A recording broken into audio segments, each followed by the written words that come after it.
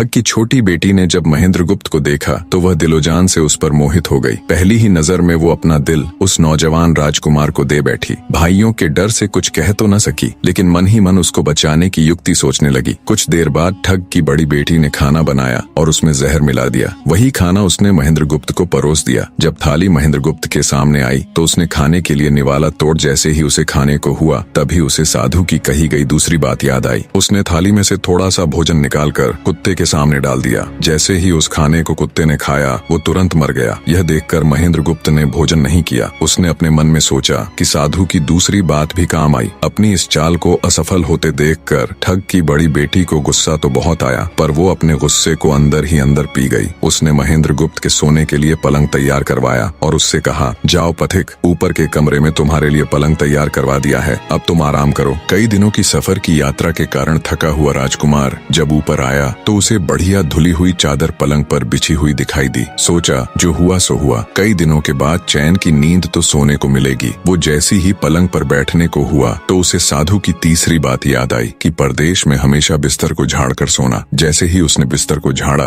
तो उसके होश उड़ गए। वो बिस्तर एक कच्चे सूत से तैयार किया गया था जिसके नीचे आग का कुआं था। महेंद्र गुप्त ने देखा कुएं के अंदर बड़े बड़े आग के अंगार धधक रहे हैं। सोचा साधु की तीसरी बात भी काम आई। उसने एक बार फिर मन ही मन साधु का धन्यवाद किया और पास पड़ी एक टूटी हुई चारपाई पर लेट गया। थोड़ी देर पहले जो राजकुमार चैन की नींद लेने की सोच रहा था, अब नींद उसकी आंखों से कोसों दूर थी। अब तो उसे अपनी जान के लाले पड़े थे। सोचने लगा आज की रात बचना बहुत कठिन है। तभी ठग की छोटी बेटी मौका पाकर आई और कहने लगी, हे प्रिय, मैं तुम पर दिलोजान से न्यौछावर हूँ, परंतु आज की रात मेरे वश में कुछ नहीं है। आज की रात मेरी बड़ी बहन की बारी है। जिस तरह भी हो सके बस आज की रात मेरी बहन से अपने प्राण बचा लो, कल मेरी बारी है। हे स्वामी, मैं तुम्हारी दासी हूँ, मैं तुम्हें साफ बचा लूंगी। इतना कहकर ठग की छोटी बेटी चली गई। जब सब लोग खाना खा चुके तो ठग की बड़ी बेटी ऊपर बने कमरे में चली। सोचा अब तक तो पथिक जलकर राख बन चुका होगा, पर जैसे ही वो कमरे के अंदर आई और देखा कि पथिक तो बिल्कुल सही सलामत टूटी हुई चारपाई पर लेटा हुआ है तो उसके क्रोध की कोई सीमा न रही। तुरंत उसने कटार निकाली और क्रोध से बोली, हे पथिक, या तो अपने चारों लाल मुझे अभी के अभी दे दे, वरना मैं तुझको मार डालूंगी। उसी समय महेंद्र गुप्त को साधु की चौथी बात याद आई कि कहीं शत्रुओं के फंदे में फंस जाओ तो जहाँ तक हो सके नरमी और ज्ञान की बातें सुनाकर अपना उद्देश्य प्राप्त करना। उसने सोचा कि आज रात बचना मुश्किल है, पर साधु की चौथी बात भी आजमानी चाहिए। महेंद्र गुप्त ने यह सब सोचकर लड़की से कहा, मेरे पास लाल नहीं है, यदि तू मुझको मारेगी तो वैसे ही पछताएगी जैसे बंजारा अपने कुत्ते को मारकर पछताया था। लड़की गुस्से में बोली, कौन बंजारा और कौन सा कुत्ता, क्या बक रहे हो तुम? तब राजकुमार बोला, तुम नहीं जानती तो सुनो लड़की, बने रहे।